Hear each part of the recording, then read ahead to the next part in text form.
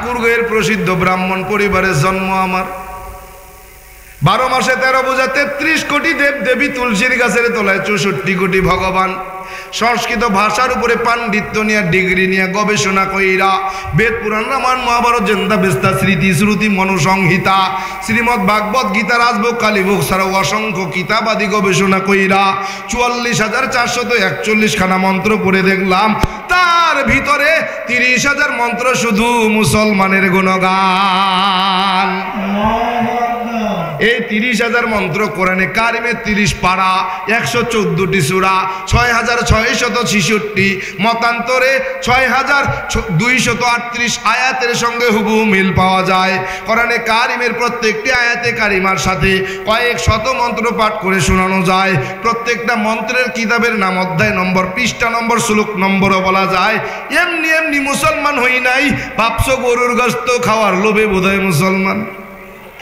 হ্যাঁ ওই মিয়া, গরুর গোশত খাওয়ার জন্য মুসলমান হওয়া লাগে না। অনেক দাদা কাকা তাদের মন্ত্র বলে তত্র ক মহ ক শোক একত্ব মনুপশ্চাৎ। আল্লাহ তাআলা জানায়া দেয় ইন্নাল্লাযীনা ক্বালু রাব্বুনাল্লাহ তুম্মা ইসতাকামু ফালা খাউফুন আলাইহিম ওয়ালা হুম ইয়াহজানুন। এক কথা বলে দুনিয়াতে শান্তি আর পরকালে যদি মুক্তি পাইতে চাও তাইলে 12 মাসে 13 জন খোদা, 33 কোটি দেবদেবী, তুলসীর গাছের তলায় 64 কোটি ভগবান লাথি মারো, এক আল্লাহকে মেনে নাও। ডক্টর বেদপ্রকাশ উপাধ্যায় তার লিখিত গ্রন্থ কল্কি অবতার 23 নম্বর পৃষ্ঠার মধ্যে 33 নম্বর পৃষ্ঠার মধ্যে একখানা মন্ত্র নিয়ে আসছেন। উত্তরায়ণ বেদের থেকে মন্ত্রখানা উনি তুলেছেন, শ্লোকটা নিয়েছেন। এই শ্লোকের মধ্যে ডক্টর বেদপ্রকাশ উপাধ্যায় বলে দুনিয়ার জমিনে তুমি যদি সত্যিকারের হিন্দু হতে চাও 2টা জিনিস মনে প্রাণে মেনে নাও। 1 নম্বর লা ইলাহা হর্তি পাপম ইল ইলাহা পরম পাদম। যদি তুমি পাপ থেকে মুক্তি পেতে চাও, পাপগুলোকে পুণ্যের দ্বারা পরিবর্তন করাতে চাও, তাইলে আর কোনো পথ নাই, মত নাই। লা ইলাহা ইল ইলাহা নামক কালেমা পড়ে মুসলমান হয়ে যাও। 2 নম্বর জন্ম বৈকুণ্ঠ পরিণতি তজপি নাম মুহাম্মদ। আর মৃত্যুর পরে যদি বৈকুণ্ঠ নামক স্বর্গ পাইতে চাও এমনি এমনি পাওয়া যাবে না, এমনি এমনি পাওয়া যাবে না, ওই এমনি এমনি যাওয়াও যাবে না। বলে কি করা লাগবে? বলে জন্ম বৈকুণ্ঠ পরিণতি তজপি নাম মুহাম্মদ। যদি ওই মৃত্যুর পরে বৈকুণ্ঠ নামক স্বর্গ পাইতে চাও তাইলে মুহাম্মদের জীবন আদর্শ তোমার জীবন আদর্শ বানাও। এই 2টা কাজ করলে তুমি হিন্দু। যদি একটা অস্বীকার করে তুমি হিন্দুও না। কথা আমার না, তাদের, আমি বলছিনি। ডক্টর বেদপ্রকাশ উপাধ্যায় এমন একজন ডক্টর, বলে 10টা ভাষার উপরে ডক্টরেট ডিগ্রি নিলেন। কয়টা? তিনি তার লিখিত গ্রন্থ, তিনি ওই কিতাবটা লিখছেন কল্কি অবতার। এই কিতাবের 33 নম্বর পৃষ্ঠার মধ্যে মন্ত্রখানার ব্যাখ্যা করছেন। ব্যাখ্যা করে জানাইয়া দিলেন ও দুনিয়ার হিন্দু মানুষ, সত্যিকারের হিন্দু হতে হলে 2টা জিনিস মনে প্রাণে মেনে নিতে হবে। যদি মানো তাইলে হিন্দু, নাইলে নাই। এখন তুমি মানবা কি মানবা না তোমার ব্যক্তিগত ব্যাপার। বলার দরকার বলছি, মানার দরকার তোমার। মানবা কি মানবা না তোমার ব্যাপার। কি ঠিক না? সংখ্যাগরিষ্ঠের দিক থেকে বিশ্বের 2য় বৃহত্তম মুসলিম কান্ট্রি।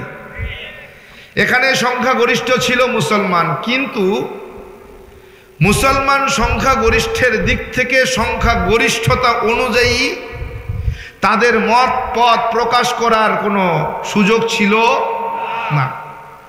এই দেশে শতকরা 8 জন মতো অমুসলিম বসবাস করে, ঠিক কি না? সংখ্যাগরিষ্ঠতার দিক থেকে মুসলমান বেশি, অমুসলিম কম। আমরা কাকে সংখ্যালঘু বলতে পারি? সংখ্যালঘু কারা? অমুসলিমরা, কারণ তারা শতকরা 8 জন বসবাস করে, ঠিক না? কিন্তু বিগত 16 বছরে আমরা বাংলাদেশে দেখেছি, যদিও তারা সংখ্যাগরিষ্ঠের থেকে সংখ্যালঘু ছিলেন, আমরা মুসলমান সংখ্যাগরিষ্ঠর দিক থেকে বেশি ছিলাম। এরপরেও এ বাংলাদেশে বৈষম্য আমরা দেখেছি।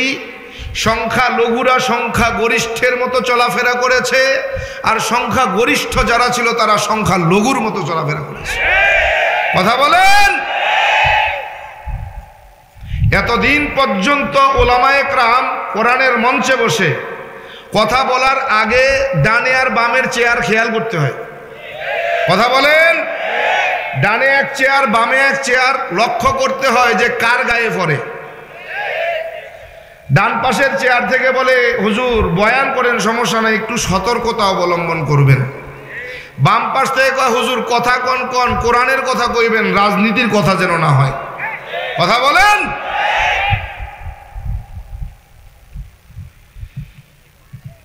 উচিত কথা কইতে ভয় আছে? রাখে আল্লাহ মারে কে? জন্মেছি যখন মৃত্যু তো হবেই, কি ঠিক কিনা? জন্মও একবার, মৃত্যুও একবার, ওদের টেনশন কিসের? কি যাওয়া তো লাগবেই, একদিন আগে না হয় 2 দিন পরে, কি ঠিক কিনা? ভালো করে শুনে রাখেন, আমার তবিয়তটা এমন, উচিত কথা কোয়ার সময় ডানে বামে খেয়াল করার সময় থাকে না। ওলামায়ে কেরাম কথা বলতে পারে নাই, তাদের বাকশক্তি কেড়ে নেওয়া হয়েছে বিগত 16 বছরে। কথা বলেন, বিগত 16 বছরে ওলামায়ে কেরাম কথা বলতে গিয়েও কথা বলতে দেওয়া হয় নাই, তার কণ্ঠনালী চেপে ধরা হয়েছে, মাইক্রোফোন কেড়ে নেওয়া হয়েছে। কোথায় আজকে তারা? দেখতে চাই কে বলবে হুজুর সতর্কতার সহিত কথা বলবেন, রাজনৈতিক কথা বলবেন না, কোরআনের কথা বলবেন। দেখতে চাই তারা কোথায়।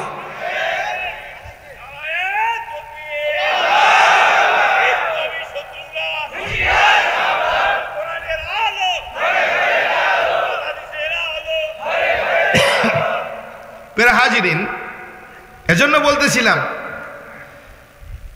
গত বছরে এই প্রোগ্রাম হতে দেওয়া হয়নি, বন্ধ করেছে কারা? মুসলমান। হ্যাঁ, মুসলমান না, কিন্তু এরা আসলে মুসলমান।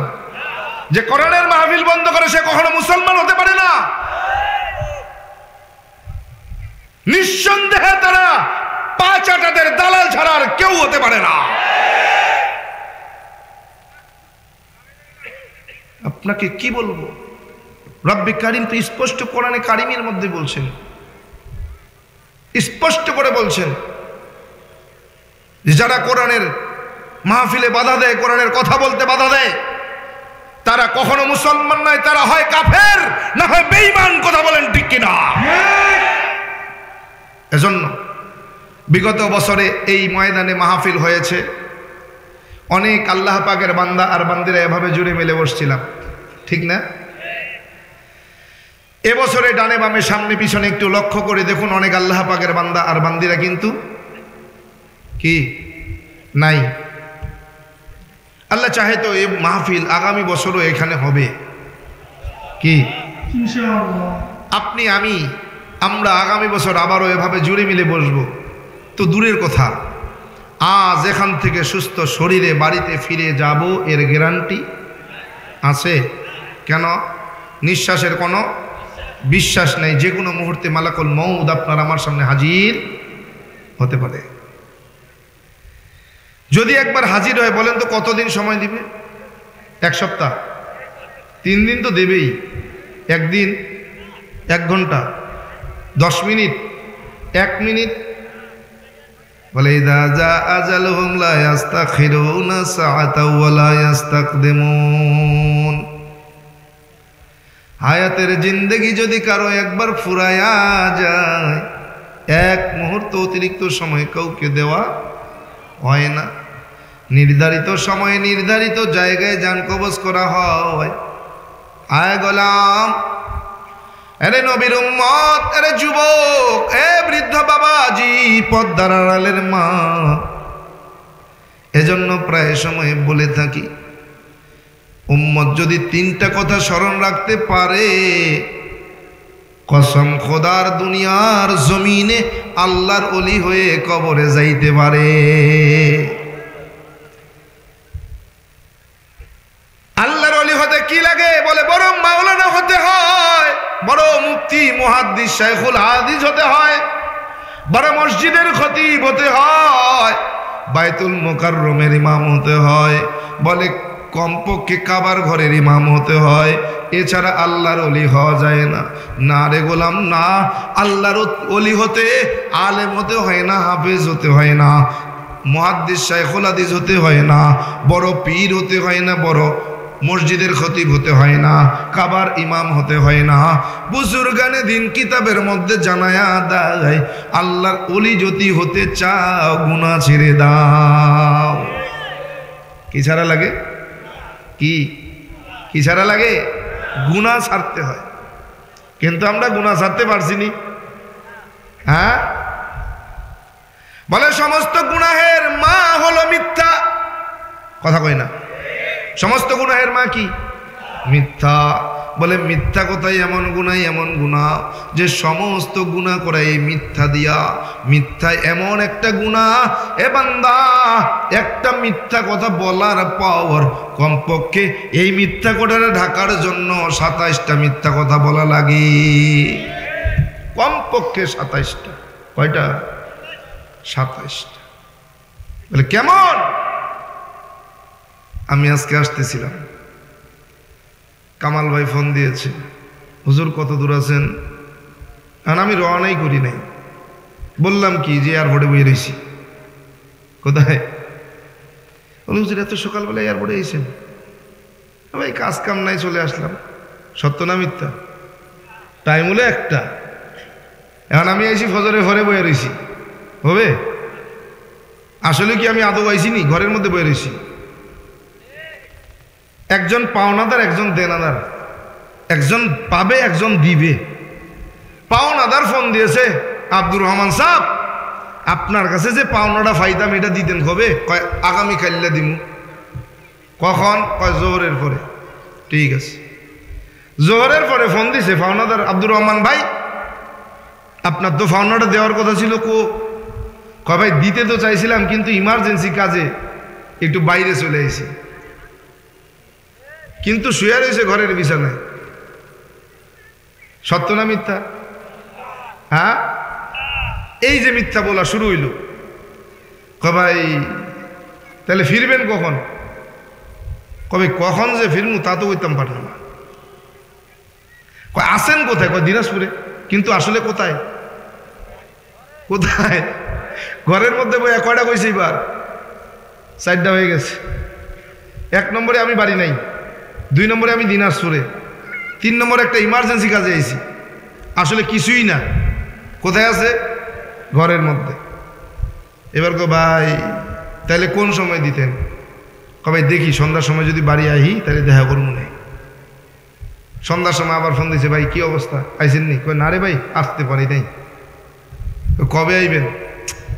ওই কাজটা শেষ না করে কি আমু? কি আছে না নাই? মিথ্যা না সত্য? রাসূল বলেন একটা মিথ্যা কথার জন্য জাহান্নামের শাস্তি হলো কমপক্ষে 7000 বছর। কত? জাহান্নামের আযাব কমপক্ষে 7000 বছর।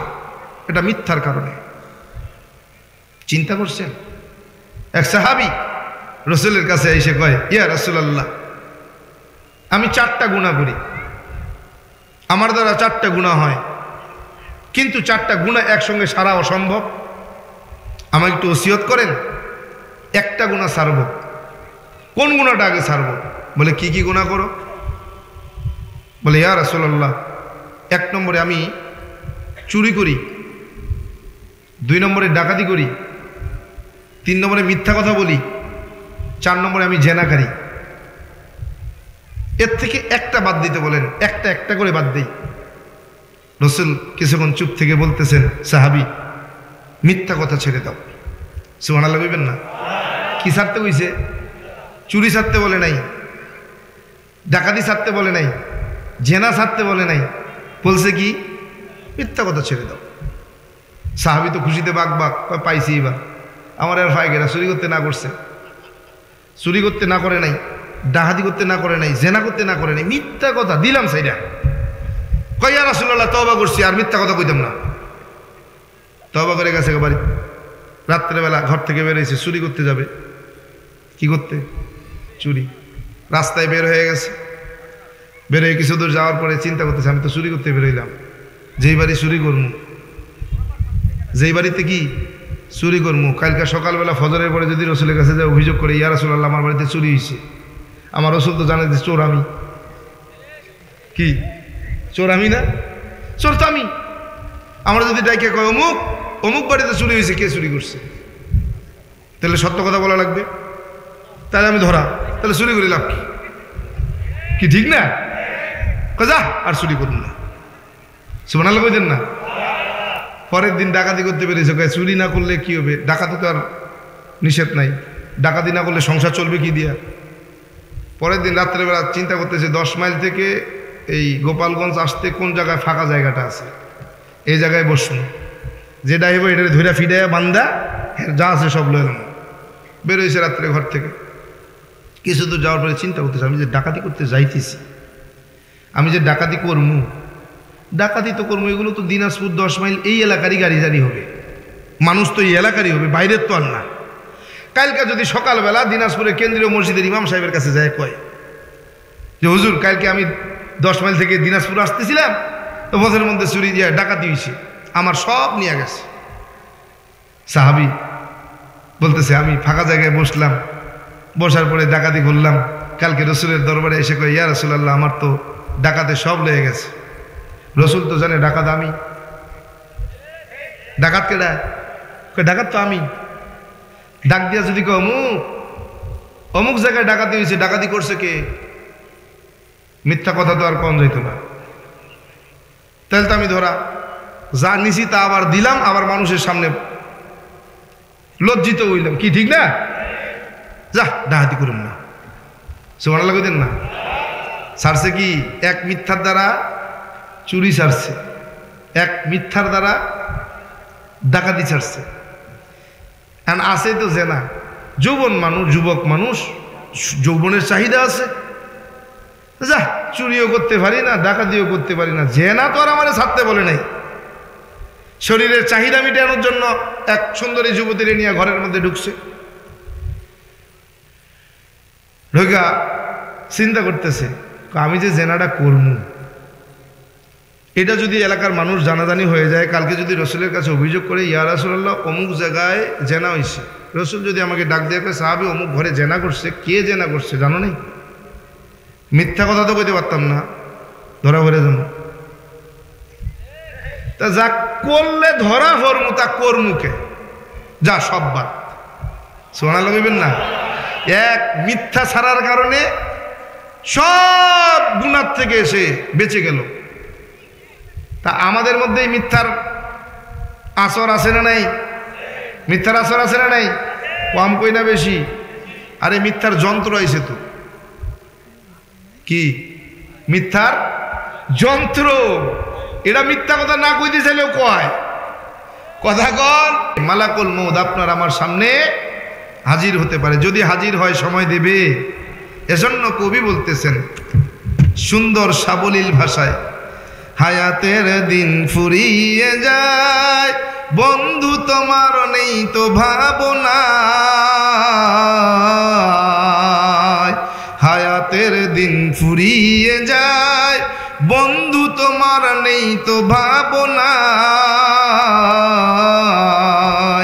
তুমি আছো রং তামাশায় শয়তানের ধোকায়, ক্ষমা পাবে অনুতাপে অনুশোচনায়, তুমি আছো রং তামাশায় শয়তানের ধোকায়, ক্ষমা পাবে অনুতাপে অনুশোচনায়, হায়াতের দিন ফুরিয়ে যায়। কথা বলেন ঠিক কিনা? কেউ জানে না কার যে কখন হবে সমঞ্জারি, কেউ জানে না কার যে কখন হবে সমঞ্জারি, আজরাইল আসিলে হঠাৎ দিতে হবে পারি রে মন, দিতে হবে পারি। আরে বন্ধু স্বজন পরাবে কাফন, ও বন্ধু স্বজন পরাবে কাফন, ভাবনি রালায়,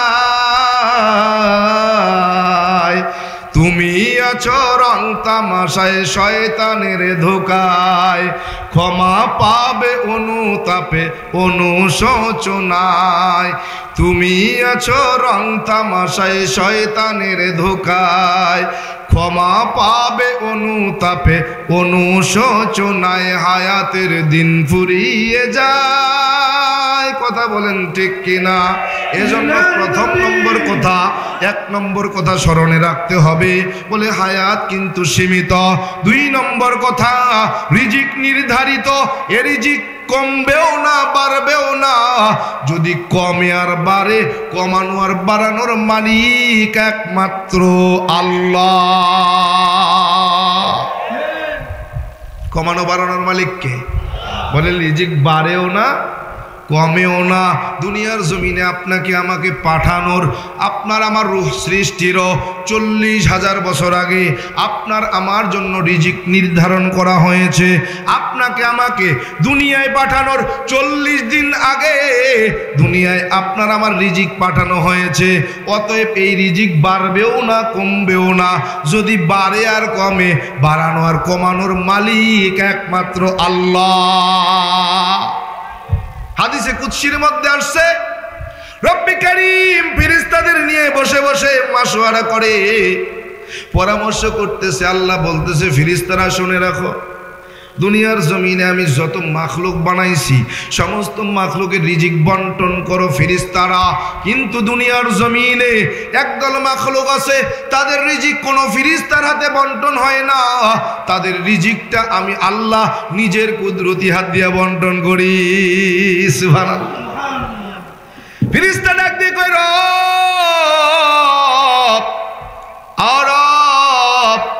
দুনিয়ার সমস্ত মাখলুকের রিজিক তো আমরাই বন্টন করি, একদল মাখলুকের রিজিক আবার আপনি কেন বন্টন করেন?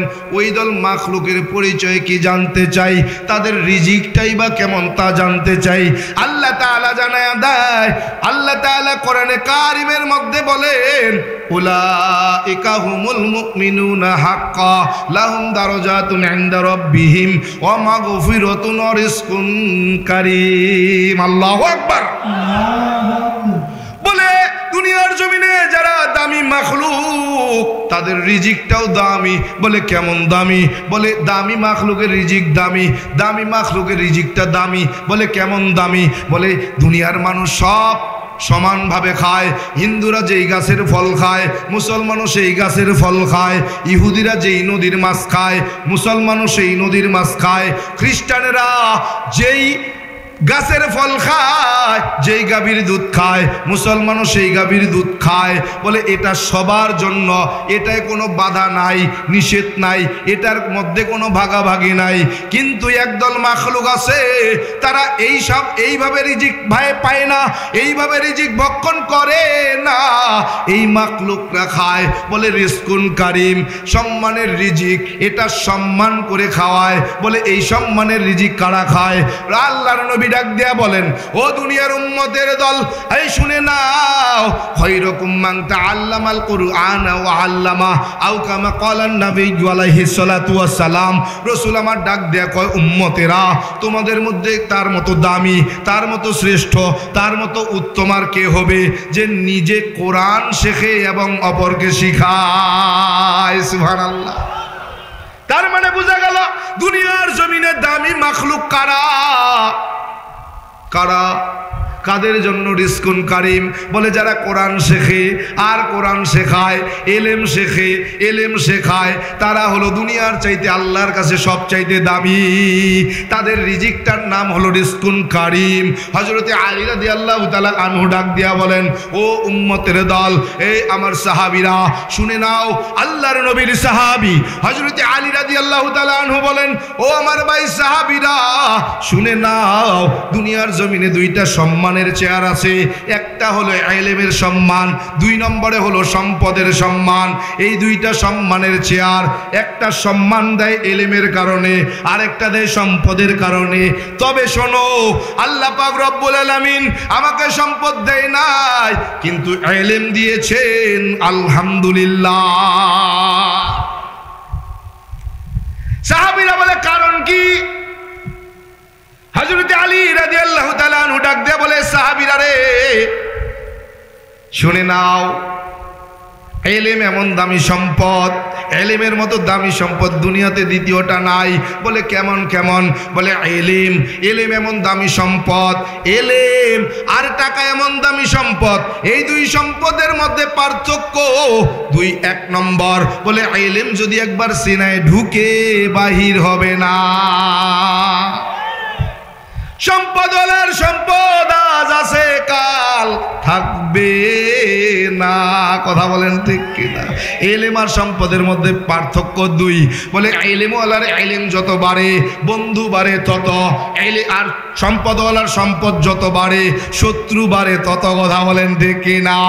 এলেম আর সম্পদের পার্থক্য তিন। বলে এলেম ওয়ালার বয়স যত বাড়ে সম্মান বাড়ে তত, সম্পদওয়ালার বয়স যত বাড়ে ঘৃণা বাড়ে তত।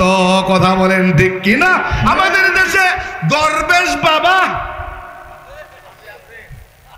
কি ওই ঢাকা দোহার দরবেশ বাবা দাড়ি-চুল কাইটা নৌকায় পালাইতেছে, কথা কয় না, কথা কয় না। কয় এত সম্পদ এত সম্মান, কোথায় গেল সেই সম্পদ আর সম্মান? আহা, সম্পদওয়ালার বয়স যত বাড়ে ঘৃণা বাড়ে তত। আল্লাহর নবীর সাহাবী হযরতে আলী ডাক দিয়া বলেন, ইলম আর সম্পদের মধ্যে পার্থক্য। বলে আল্লাহ তাআলা আমাকে সম্পদ দেন নাই কিন্তু ইলম দিয়েছেন, আলহামদুলিল্লাহ। এই ইলম এমন দামি সম্পদ, একবার সিনায় ঢুকবে আর বাহির হবে না। আলী রাদিয়াল্লাহু তাআলা আনহু বলে, হ্যাঁ হ্যাঁ, একটা সময় এলেমও সিনার থেকে বের হয়ে যাবে। বলে এলেমের সঙ্গে দুইটা বেয়াদবি করলে কয়টা? এ ছাত্র আমার ভাইরা, এই যুবক, স্কুল কলেজ ভার্সিটিতে পড়ো, মাদ্রাসায় পড়ো, কানটা খুলে শুনে যাও, দুইটা ভুল কখনো করবা না। যদি তুমি এলেম থেকে মাহরুম না হতে চাও, শিক্ষার থেকে মাহরুম না হতে চাও, যদি পাগল হয়ে রাস্তায় রাস্তায় ঘুরতে না চাও, তাইলে দুইটা জিনিস থেকে বাইচা থাকবা। হযরতে আলী রাদিয়াল্লাহু আনহু বলেন, হ্যাঁ হ্যাঁ, এত দামি এলেম এক সময় সিনার থেকে বের হয়ে যাবে। দুইটা বেয়াদবি যদি এলেমের সঙ্গে করে, এক নম্বর বলে যা বলতেছিলাম, এলেম এলেম এক সময় সিনায় থাকবে না। বলে দুইটা ভুল বেয়াদবি যদি এলেমের সাথে হয়, বলে এক নম্বর, ছাত্ররা যুবকরা ভালো করে কান খুলে শুনে রাখো, স্কুল কলেজ ভার্সিটি মাদ্রাসার ছাত্ররা কান খুলে শুনে রাখবা। এক নম্বর ভুল, এলেমওয়ালা ওস্তাদের সাথে বেয়াদবি করলে, দুই নম্বর এলেমের সাথে বেয়াদবি করলে। এই দুইটা ভুল যদি তুমি করো, একটা সময় দেখবা রাস্তায় পাগলের হালতে চলে। কথা বলেন ঠিক কিনা? এক সময় সিনার থেকে এলেম বাইর হয়ে যায়। এর বাস্তব প্রমাণ, বাস্তব নমুনা আমার ওস্তাদ, আমি যার কাছ থেকে হেফখানায় পড়লাম। এরে বান্দা, এই নবীর উম্মত শুনে রাখো, ওস্তাদের সঙ্গে বেয়াদবি করার কারণে এত ভালো একজন হাফেজে কোরআন, জেলার মধ্যে সেরা হাফেজে কোরআন, এমন একটা সময় ওস্তাদের সঙ্গে বেয়াদবি করার কারণে সুদের মতো গুনাহের সঙ্গে জড়াইয়া গেছে। নাউজুবিল্লাহ। কেন? অপরাধ কি? সিনার থেকে এলেম বের হয়ে গেছে। কারণ কি? বলে ওস্তাদের সঙ্গে বেয়াদবি করার কারণে। এজন্য দুনিয়ার জমিনে দুইটা সম্মানের চেয়ার। এক নম্বর হলো ইলমের সম্মান, দুই নম্বর সম্পদওয়ালার সম্পদের সম্মান। কথা বলেন ঠিক কিনা? এই দুইটা সম্মানের চেয়ার। হযরতে আলী রাদিয়াল্লাহু আনহু ডাক দিয়া বলেন, আল্লাহ আপনি আমারে সম্পদ দেন নাই, ইলম দিয়েছেন, আলহামদুলিল্লাহ। তাহলে বোঝা গেল রিজিক কেবল তাদের জন্য, এই রিজিকটা সবাই পায় না। বলে রিজকুন কারিম সবার জন্য না, রিজকুন কারিম তাদের জন্য যারা সম্মানী, তাদের জন্য, দুনিয়ার জমিনে যারা দামি তাদের জন্য। বলে এই রিজকুন কারিম সবাই পায় না। এর দুনিয়ার উম্মতের দল, এর যুবক, এ বৃদ্ধ বাবাজি, পদ্মার রেলমা, তাইলে খেয়াল করা লাগবে, এক নম্বর হায়াত সীমিত, দুই নম্বর রিজিক নির্ধারিত, তিন নম্বর মৃত্যু অবধারিত। হবে কি না? মৃত্যু কুল্লু নাফসিন যায়িকাতুল মাউত সুম্মা ইলাইনা তুরজাউন। হে বান্দা, তুমি যতই বাড়াবাড়ি লাফালাফি করো না কেন, যত টাকাওয়ালা পয়সাওয়ালা সম্পদওয়ালা হও না কেন, যত ক্ষমতাওয়ালা হও না কেন, মৃত্যুর থেকে পলায়ন করে বাঁচা যাবে? যাবে? আজ পর্যন্ত কেউ বাঁচছে? ভবিষ্যতে কেউ বাঁচবে? নমরুদ দুনিয়ার জমিনে কম ক্ষমতাধর বাদশা ছিল না। দুনিয়ার জমিনে নিজেকে খোদা পরিচয় দিয়া খোদা দাবি করছে। দুনিয়ার জমিনে ফিরাউন কম ক্ষমতাধর, ক্ষমতার শক্তিশালী ছিল না। ফিরাউনও কিন্তু চলে গেছে। কারুন কম সম্পদওয়ালা ছিল না, হামান কম সম্পদওয়ালা ছিল না, গাদ্দাফি কম ক্ষমতাওয়ালা ছিল না, সাদ্দাম কম ক্ষমতাওয়ালা ছিল না, ওই আমেরিকার জর্জ ডব্লিউ বুশ কম ক্ষমতাওয়ালা ছিল না। বাংলাদেশের 16 বছরের স্বৈরাচারী সরকার কিন্তু কম ক্ষমতাওয়ালা ছিল না। ছাত্র জনতার গণ অভ্যুত্থানে 18 দিনের আন্দোলনে বাংলাদেশ থেকে পলায়া ইন্ডিয়ায় গিয়েছে। কথা বলেন ঠিক কিনা?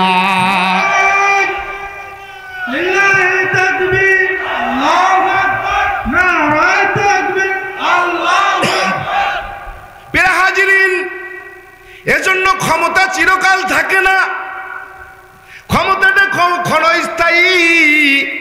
দুনিয়ার জমিনে যতই তুমি ধনী, টাকাওয়ালা, পয়সাওয়ালা, শিল্পপতি, কোটিপতি হও না কেন, চিরকাল থাকা যাবে না। আল্লাহ কয়া দেয় কুল্লু নাফসিন যায়িকাতুল মাউত, প্রত্যেক মাখলুকের মৃত্যুর স্বাদ গ্রহণ করা লাগবে। দুনিয়ার জমিনে সাদ্দাত কম ক্ষমতাওয়ালা ছিল না। বেঈমান সাদ্দাত আল্লাহরে ডাক দিয়ে কয়, আল্লাহ তোমার জান্নাত আমার লাগবে না, এরকম জান্নাত আমি সাদ্দাত বানাইতাম পারি। আমি তৈরি করে আমার তৈরি করা জান্নাতে আমি থাকবো, তোমার জান্নাতে যাব না। এই বেঈমানটা দুনিয়ার জমিনে জান্নাত বানাইয়া, দুনিয়ার সুন্দরী বেশ্যা যুবতীদের দিয়া জান্নাতের হুর বানাইয়া সাজাইয়া জান্নাত দেখার জন্য রওনা।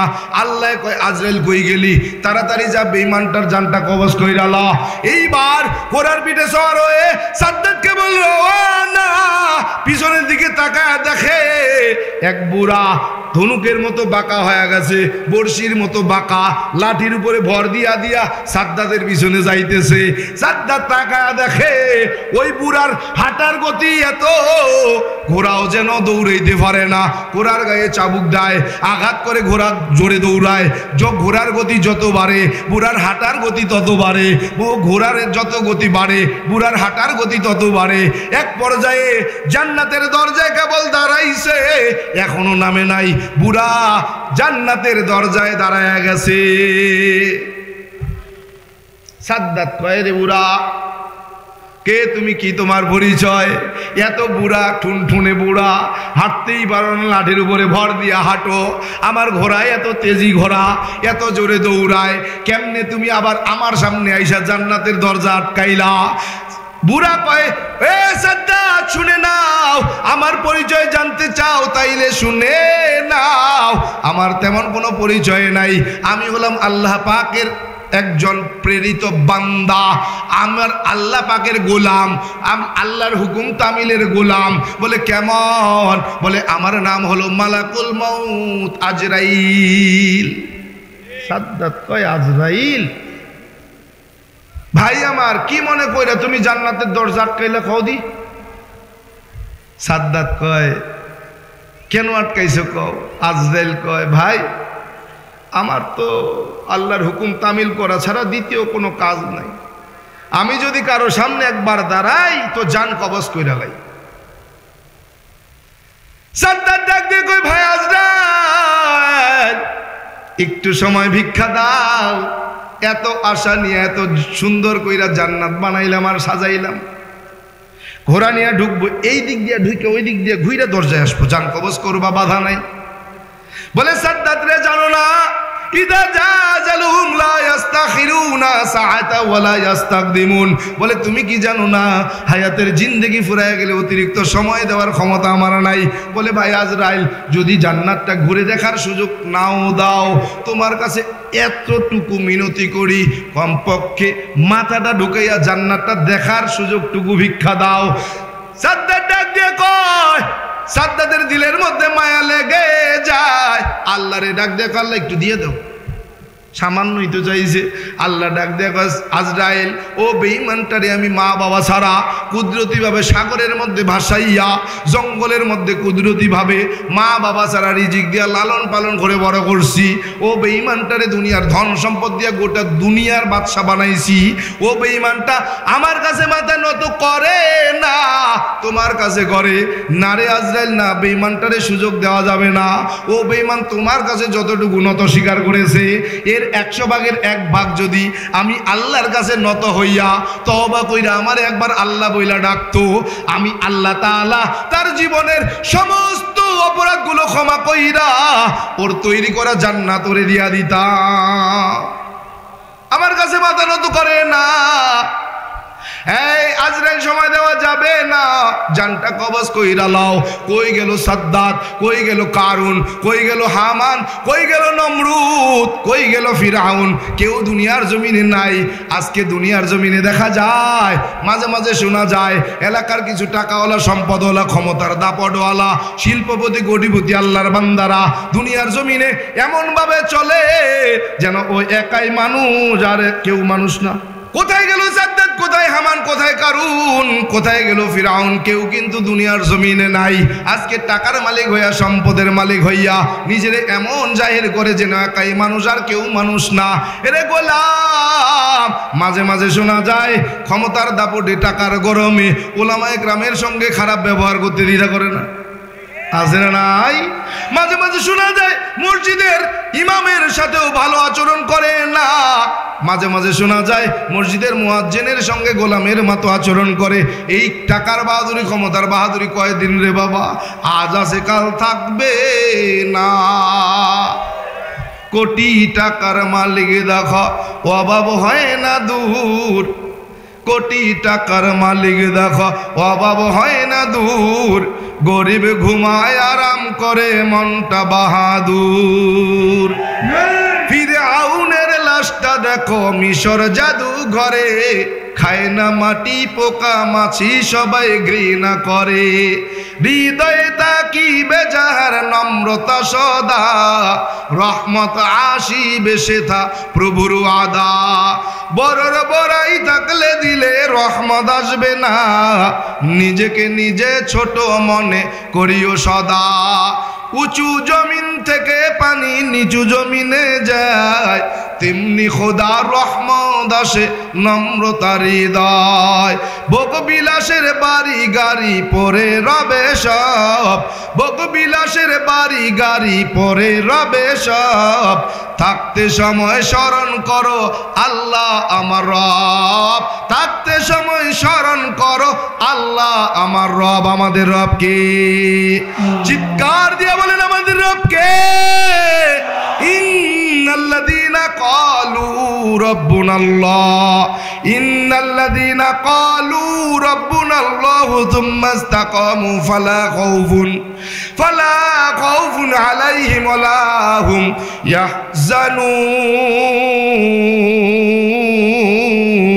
ইয়াহজানুন। ফি কালামে জিন্দা কুরআনে হাকিম, হিকমতে উলায়া জালাস্ত কদিম, জামিউল আল মেফিল কুরআনে হাকিম, তাকাসুরাত আনহু আফহামুর রিজালিন। আমাদের রবকে তত্র ক মোহ ক শুক একত্ব মনু পশ্চাৎ। করোনা রাত কইছিনি, বেদের থেকে একখানা মন্ত্র কইছি। যেহেতু ন মুসলিম, একখান মন্ত্র না কইলে কবে দূর এরা মুসলমান না হিন্দু ছিল, কিছুই বুঝলাম না। কি বুঝেন নাই? হিন্দুরা তাদের ধর্মগ্রন্থ বেদের মধ্যে জানা দেয় তত্র কম, দুনিয়ার জমিনে যদি তুমি শান্তি পেতে চাও, ক শুক আর পরকালের জিন্দেগিতে যদি মুক্তি পেতে চাও, আর কোনো রাস্তা নাই, পথ নাই, মত নাই। 12 মাসে 13 জন খোদা নাই, 33 কোটি দেবদেবী নাই, তুলসীর গাছের তলায় 64 কোটি ভগবান নাই। একত্ব মনু পশ্চাৎ সৃষ্টিকর্তা এক আল্লাহকে মেনে নাও। সৃষ্টিকর্তা কয়জন? 12 মাসে 13 জন, 33 কোটি দেবদেবী, তুলসীর গাছের তলায় আরো 64 কোটি ভগবান। এমনি এমনি কিন্তু মুসলমান হই নাই। ঠাকুরগাঁয়ের প্রসিদ্ধ ব্রাহ্মণ পরিবারের জন্ম আমার। 12 মাসে 13 বোঝা 33 কোটি দেব দেবী, তুলসীর গাছের তলায় 64 কোটি ভগবান।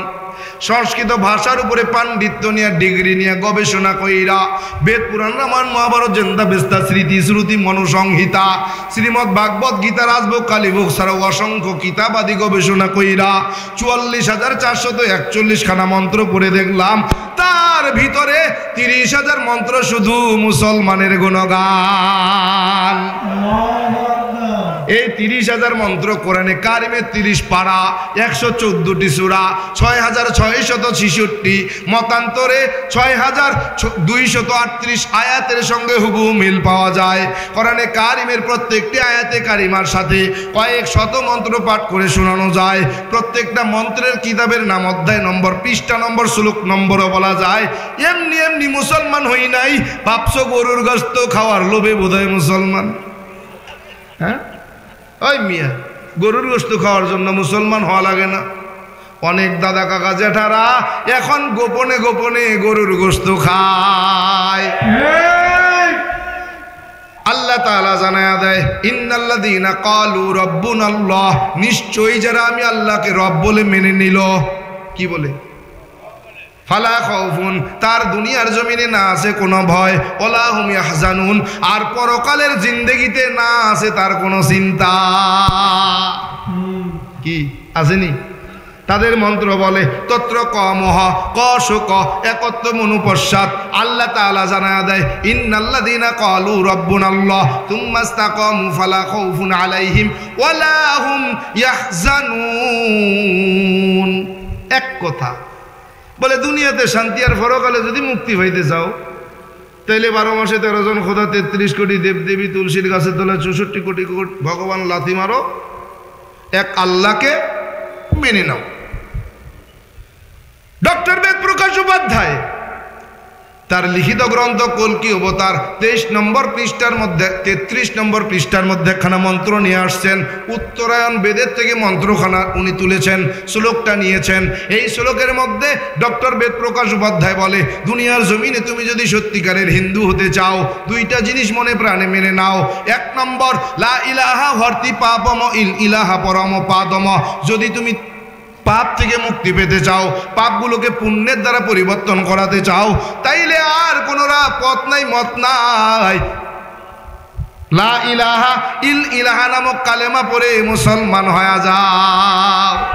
2 নম্বর, জন্ম বৈকুণ্ঠ পরিণতি তজপি নাম মুহাম্মদ। আর মৃত্যুর পরে যদি বৈকুণ্ঠ নামক স্বর্গ পাইতে চাও, এমনি এমনি পাওয়া যাবে না, এমনি এমনি পাওয়া যাবে না, ওই এমনি এমনি যাওয়াও যাবে না। বলে কি করা লাগবে? বলে জন্ম বৈকুণ্ঠ পরিণতি তজপি নাম মুহাম্মদ। যদি ওই মৃত্যুর পরে বৈকুণ্ঠ নামক স্বর্গ পাইতে চাও, তাইলে মুহাম্মদের জীবন আদর্শ তোমার জীবন আদর্শ বানাও। এই 2টা কাজ করলে তুমি হিন্দু। যদি একটা অস্বীকার করে তুমি হিন্দুও না। কথা আমার না, তাদের, আমি বলছিনি। ডক্টর বেদ প্রকাশ উপাধ্যায় এমন একজন ডক্টর, বলে 10টা ভাষার উপরে ডক্টরেট ডিগ্রি নিলেন। কয়টা? তিনি তার লিখিত গ্রন্থ, তিনি ওই কিতাবটা লিখছেন কল্কি অবতার। এই কিতাবের 33 নম্বর পৃষ্ঠার মধ্যে মন্ত্রখানার ব্যাখ্যা করছেন। ব্যাখ্যা করে জানাইয়া দিলেন, ও দুনিয়ার হিন্দু মানুষ, সত্যিকারের হিন্দু হতে হলে 2টা জিনিস মনে প্রাণে মেনে নিতে হবে। যদি মানো তাইলে হিন্দু, নাইলে নাই। এখন তুমি মানবা কি মানবা না তোমার ব্যক্তিগত ব্যাপার। বলার দরকার বলছি, মানার দরকার তোমার। মানবা কি মানবা না তোমার ব্যাপার। কি ঠিক না? পেরা হাজিরিন, এজন্য যদি শুনতে হয় 10 মিনিট সময় নেব। এই 10 মিনিটের মধ্যে কেউ উঠতে পারবেন না। রাজি আছেন? কামাল ভাই বলবো? হ্যাঁ, 10 মিনিট। 10 মিনিট পরে ইতিহাস যা বলি, 10 মিনিটে কোনো ইতিহাস নাই, আমার তবিয়ত নাই, তারপরেও কামাল ভাই আবদার করে বইছে।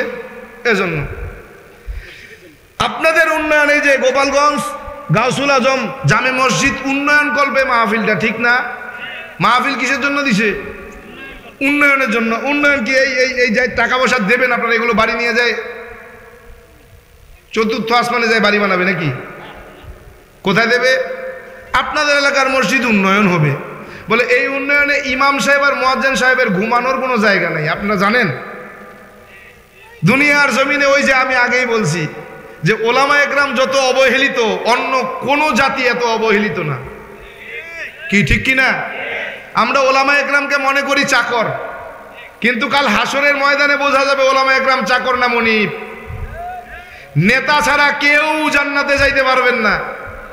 আপনার নেতাকে সামনে নিয়েই আপনাকে জান্নাতে যেতে হবে। আপনার নেতা যদি কয় ওটা আমার সঙ্গে খারাপ ব্যবহার করছে, মরার সময় আযাব, হাসরের ময়দানে আযাব। এটা আমার নিজের চোখে দেখা। ফরিদপুরে তখন একটা মসজিদের খতিব, আমার এক দোস্তর পরিচিত, ওই এলাকায় সে ইমামতি করে আসছে, ওই এলাকার এক মুসল্লি এন্তেকালের এক মুহূর্তে এমন অবস্থা, করুণ অবস্থা, ফোন দিয়েছে যে আপনারা যদি একটু আসতেন, একটু বাবারে তওবা তাল্লা ফরাইতেন, তাইলে মনে হয় সহজে চলে যাইতো, কিন্তু আব্বার তো কষ্ট হইতেছে।